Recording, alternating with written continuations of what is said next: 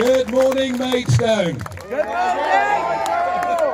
Welcome to the heart of the Garden of England on a beautiful midsummer's day. Lovely.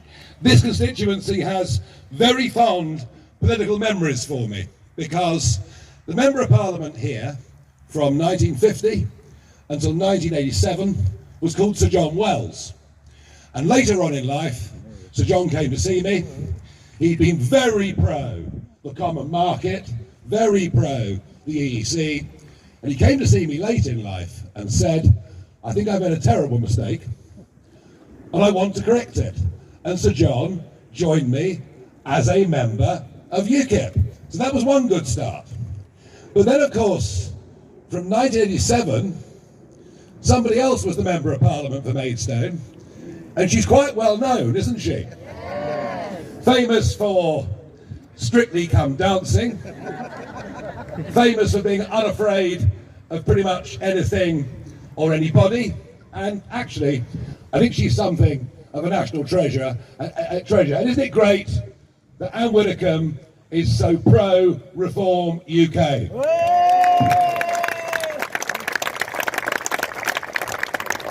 Now, this whole campaign, I've been talking about community and country. And so, I want to make a little announcement about family. Yesterday was June the 23rd, the 8th anniversary of Brexit. June the 23rd is Brexit Day. It's worthy of celebration. But it was also, yesterday, my first grandchild was born.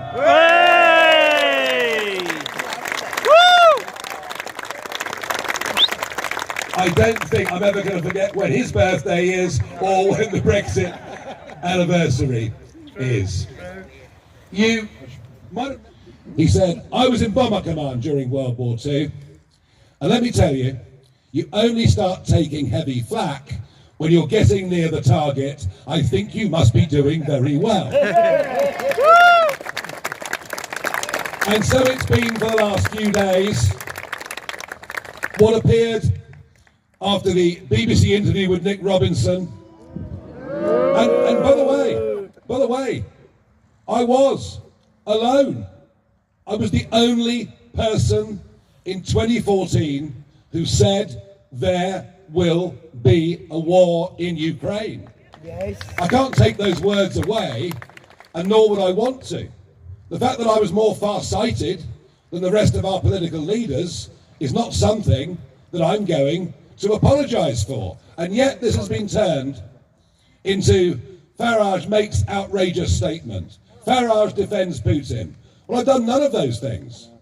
I would never, ever defend Putin and think his behaviour in Ukraine and elsewhere has been reprehensible. But if we're going to think towards a peace at some time in the not too distant future, perhaps it might be helpful to understand what went wrong in the first place. Our leaders have no knowledge of history. Our leaders had no knowledge of Russian psychology. And none of this justifies what he's done. And who knows, he may have done it anyway, but we gave him to give his people a reason for doing so. And you think I'm on my own in thinking this? No, the the Pope in 2022, it's not often the Pope and I are on the same side of any debate particularly. I'm a bit more Henry VIII, you know. But the Pope made this point in 2022. George Kennan, who for years was Director of Policy in the US State Department, begged and urged the Clinton administration not to make the mistake of creeping ever eastwards. George Robertson, the former Secretary General of NATO, said a few months ago that the EU's accession agreement to Ukraine was a mistake that was used by Putin. But no, it's me. I'm the bad guy, and I'm all over the front page of the Daily Mail for daring to stand by what I said all those years ago. And overnight, their most famous columnist, no doubt their best paid columnist, a man called Boris Johnson, has said that I am morally repugnant for suggesting this might have been a causal factor in this appalling war that has now got perhaps nearly 1 million dead and wounded and shows no sign of changing. Well, let's have a little look at something, guys, shall we? Here is Boris Johnson. Daily Mail, are you watching? Here is Boris Johnson from 2016. This is what Boris said. Boris blames the European Union for war in Ukraine. The former mayor is called a Putin apologist after challenging Brussels expansionism. Well, perhaps it's Boris Johnson that's morally repugnant and not me, I don't know. Hey! But can you see the sheer level of hypocrisy? Can you see the nonsense of all of this? And let's be clear, this man will go down as the worst Prime Minister of modern times, a man who betrayed an 80-seat majority. Who opened the door to mass immigration? Boris Johnson. Who betrayed the will of Brexit voters? It was Boris Johnson. He pretended to be a Conservative, but he governed as a Green.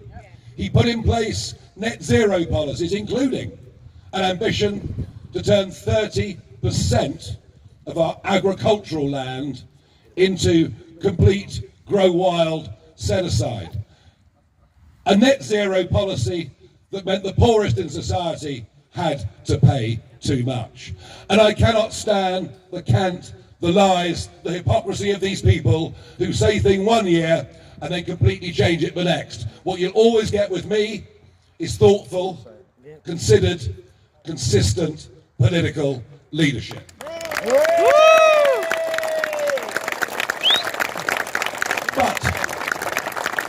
But perhaps something very important comes out of this attempt to somehow stitch me up, which, by the way, is not going to work.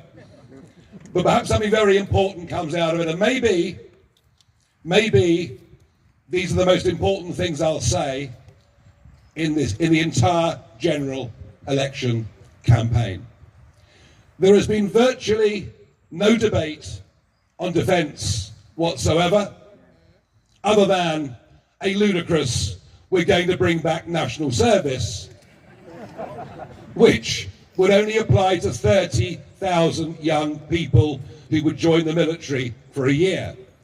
There's been precious little debate on defence, precious little debate about the state of our armed forces, precious little debate about how little we still do in this country for our veterans, and precious, almost no debate on foreign policy. And I say these things this morning to you because I have no doubt that the world is in a more dangerous place right now than it's been at any point since the Cuban Missile Crisis over 60 years ago. A couple of years back, we would have thought war on a global scale was inconceivable. But we now all, don't we, harbour that doubt and that worry at the back of our minds. Since 2010, this Conservative government has relentlessly driven down the ability of our Army, our Air Force and our Navy. They have cut it back to the most stunning degree. We now have at 72,000 fewer soldiers than at any time since Queen Anne, and recruitment is going wrong. We only reached the 2% as demanded as a NATO member by fiddling the figures and putting our intelligence spending in with our military spending. We don't need 30,000 young men and women to do 1 year's training with the Army. We need 30,000 at least young men and women to join the Army, get trained and stay as full-time soldiers. And let's stop conning ourselves that somehow increasing expenditure to 2.5% by 2030, the Conservatives pledge, and Labour sort of matching it, let's not con ourselves that that's sufficient. It isn't. If there's one area where we need increased spending up to 3% of GDP, it is defence, and we need to do it as quickly as possible. And this matters because without the Americans, NATO is nothing. And the Americans increasingly think that we are not a serious player. They've always had the highest regard for all of our forces, especially, it has to be said, our special forces. But unless we start to build up our size, America will stop taking us seriously, NATO will stop taking us seriously, and the world will be a more dangerous place. You don't get peace through weakness. You get peace through strength. You get peace through deterrence, and that matters.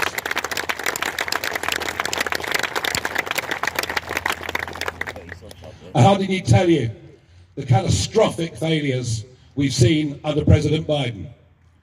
The withdrawal from Afghanistan, the handing of it back over to the Taliban after 20 years was the sign of weakness that was seen by Putin. The sign of weakness that is increasingly being seen by China. Or China, as a friend of mine calls it.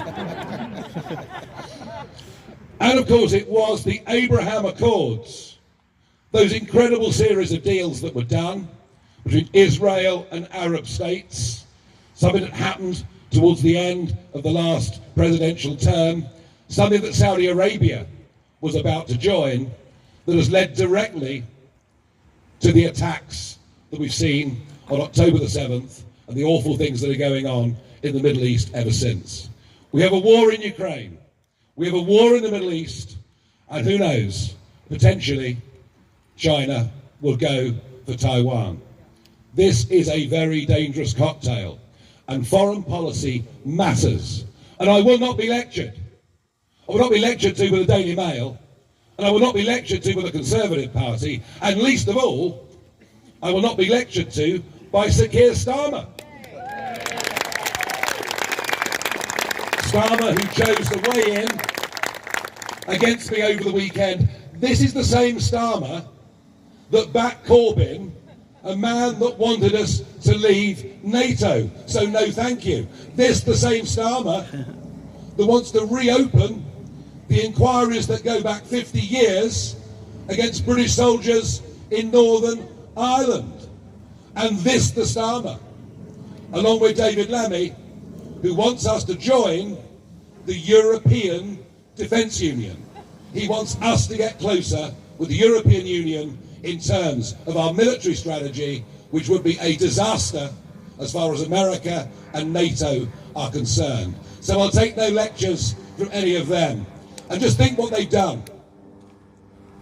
Think of the lies we were given over going to war in Iraq.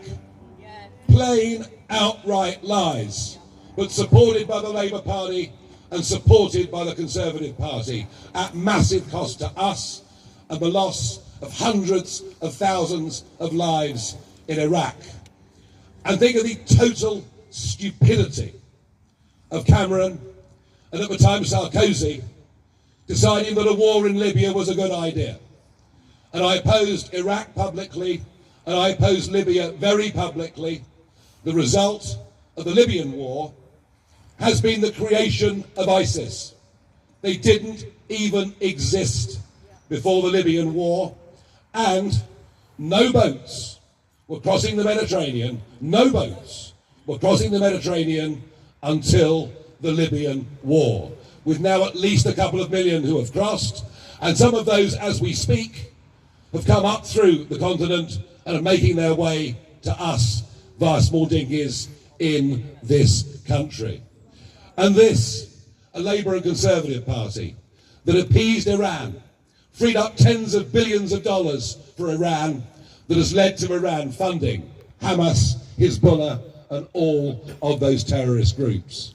We've been led by governments who seem to think that going to war is a bad thing. Well, my voice in Parliament and my voice in the country will be that we need stronger defences, a better union with NATO. But we only go to war as a very, very last extreme. I will campaign for peace wherever it is possible. Hey! Now, the row around me, let's hope it does lead to that debate on foreign policy and defence. I hope perhaps I've kicked something off this morning. But of course it's all been acting as a very useful distraction for the Conservative Party, who seem to, these days, resemble something of an organised betting ring. The sheer level of greed and stupidity that leads people right at the heart of government, who know when the election's going to be called to put on bets, is astonishing, but perhaps sums up the self-entitled view that this Conservative Party has after 14 years in government. There's been a fifth person named this morning, but I'll bet you that's the tip of the iceberg, because all we've seen is the Betfair data, because it's available online. I wonder how many people were running into betting shops with 100 quid, 200 quid, 500 quid. This scandal will get worse. But I hear that Rishi Sunak is on the verge of doing something very decisive about it. I understand this afternoon he'll announce that we're leaving the Gambling Commission.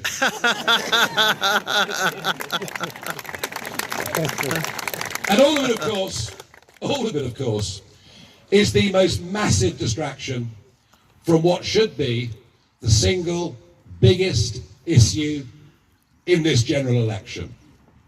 I scarcely need to tell you that the British population has risen by 10 million since Tony Blair came to power. 6 million of that since the Conservatives came to power. Blair opened the door to mass unskilled labour in a way we'd never even approached anything like in the entirety of our history. And all the Conservatives have done, despite Boris's promises, is to actually increase it. Net migration, which ran from the late 1940s until nearly the millennium at 30 to 40,000 a year, is now running at nearly 750,000 a year. And yes, this should be the main topic of conversation, because the impact of that population increase is being seen on our infrastructure. It's being seen with the traffic on our roads. It's pretty obvious, isn't it? But it's also giving a younger generation an almost impossible situation. Rents have risen by 20 to 30% since 2021. It's simple demand, supply. And so our young people who go to work find themselves spending over half their income simply on rent. And they rent or live with their parents because houses are simply unaffordable for virtually everybody. Getting on the housing ladder, unless you've got wealthy parents, is now an impossible dream. And think about this. Just because of the levels of net legal migration, we have to build a new home every 2 minutes in this country. Just think of the number of new builds all over Kent. They're springing up everywhere, aren't they? And yet they're not even meeting demand for net migration, let alone the shortages that exist. And the sheer absurdity of British-born people going in many parts of this country to the back of the queue when it comes to social housing in favour of those who just arrived, how can you tell you? So we're perfectly clear. We want an immigration policy where people come and people go, of course.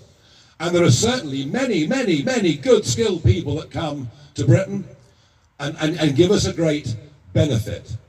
But one of the problems of mass immigration on this scale hasn't just been the cost, hasn't just been the fact that it's making British people poorer, which it is, hasn't just been the impact on housing, but also the massive impact on the NHS.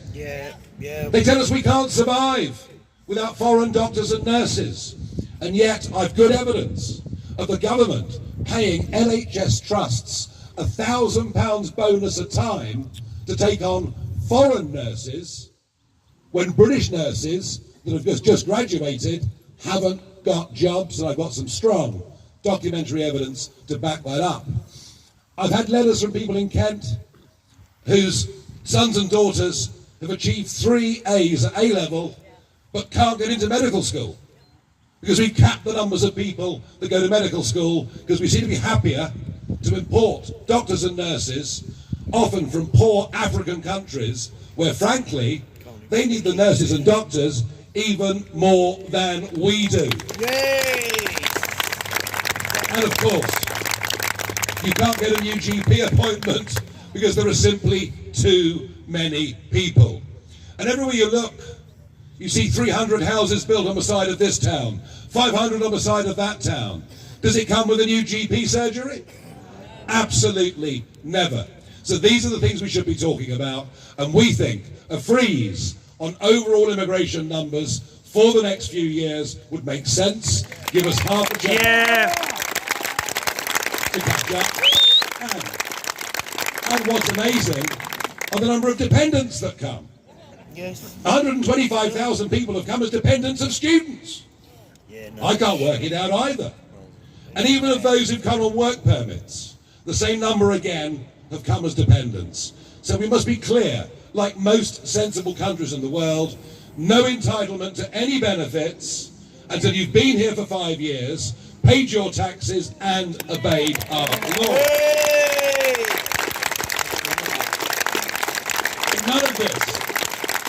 And none of this is about disliking anybody. The vast majority of those that come to our country are very, very good people and often very hard-working. We just cannot live with these numbers, and we've got to start putting the interests of our own people and our own country first. But the issue I've found going all over the country, the issue that inflames people, and very often people who've come here legally as migrants, is what is happening as I speak in the English Channel. Remember, I went out 4 years ago, again and again into the Channel, to highlight what was going on, to say you might as well put a sign on the White Cliffs of Dover saying everyone welcome.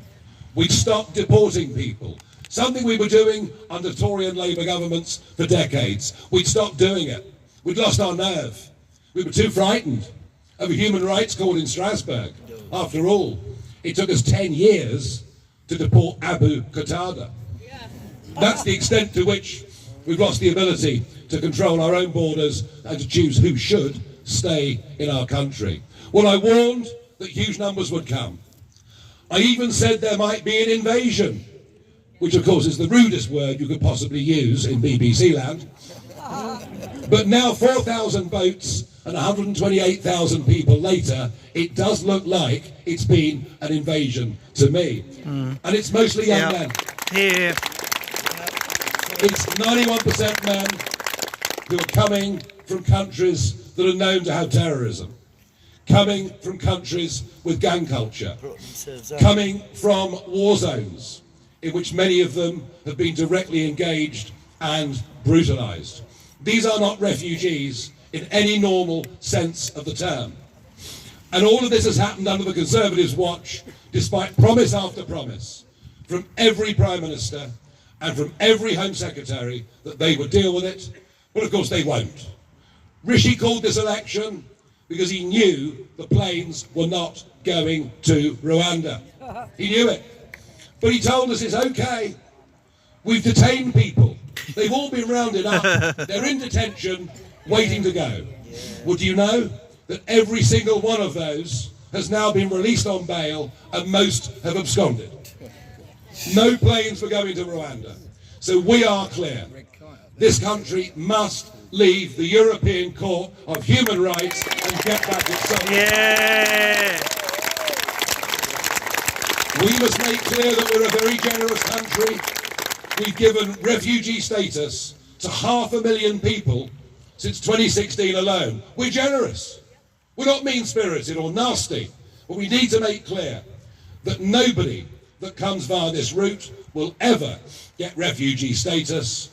And to tell the French that having given them £500 million, their navy must stop escorting dinghies across the English Channel and handing them over to border force. And if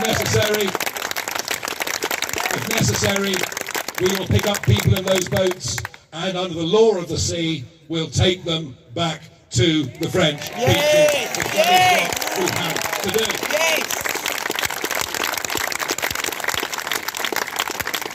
So wherever I go, and I'm going to be in Newton Abbot in Devon this evening, and we call these events with 24 hours notice, and people come along, I sense we're doing very, very well. I sense we're doing well in Maidstone.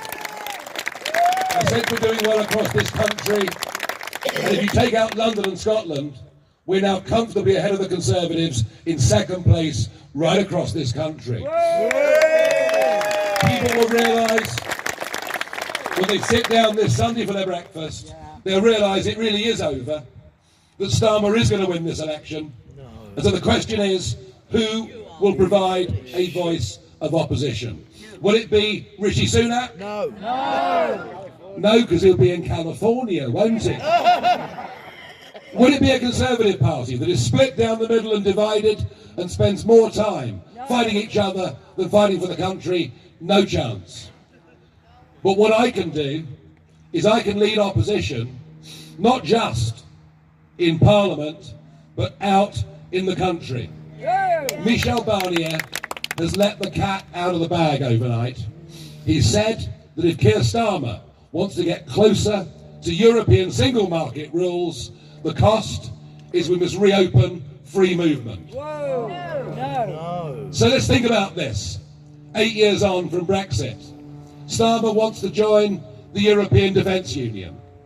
Starmer will have to sign up to free movement to get what he wants in his manifesto, us closer to the single market. And of the 6 key priorities that Starmer has laid out for Labour in this general election, legal and illegal immigration aren't even mentioned. He intends to do nothing. And I believe this Labour government will get into trouble very, very quickly. They'll prove to be, well, if it's possible, even more incompetent than the Conservatives have been. And as he tries to take us back, towards EU rules, as we get more lunacy on trans laws and everything else, you'll find a government and a parliament split from its people.